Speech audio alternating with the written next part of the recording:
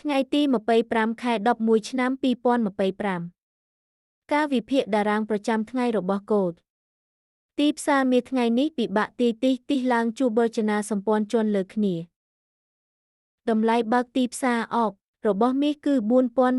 4135ខណៈម៉ូបស្ថិតនៅ4103ជាមួយខ្សែនិង cash បង្ហាញសញ្ញា bullish ទាំងពីរទិសដៅសរុបមាននៅអត្ថប្រយោជន៍ឡើងប្រសិនបើ momentum បន្តគោលដៅខាងលើមាន curve 1នៅ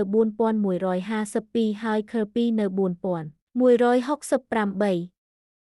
ទោះជាយ៉ាងណារចនាសម្ព័ន្ធទីផ្សារថ្ងៃនេះពិតជាស្មុគស្មាញរចនាសម្ព័ន្ធ4 Diamond និង Candle ត្រូវបានស្របគ្នានៅ4137.25បង្កើតគន្លឹះសំខាន់ប្រសិនបើតម្លៃធ្លាក់ក្រោមតំបន់នេះអាចមានការលក់បន្តទៅ Curve 1នៅ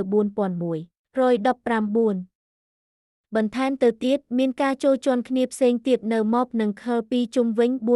4102ដែលក្លាយជាចំណុចការពារសំខាន់ខាងក្រោមប្រសិនបើតម្លៃធ្លាក់មកដល់តំបន់នេះនឹងកំណត់ថាម៉ាស់អាចត្រឡប់ឡើងវិញឬក៏អំពើលក់បន្តទីផ្សារថ្ងៃនេះមិនមែនជាថ្ងៃងាយទេមានការកន្ត្រាក់និងក្បាច់ច្រើនសូមប្រុងប្រយ័ត្ននិងគោរពតាមតម្លៃសំខាន់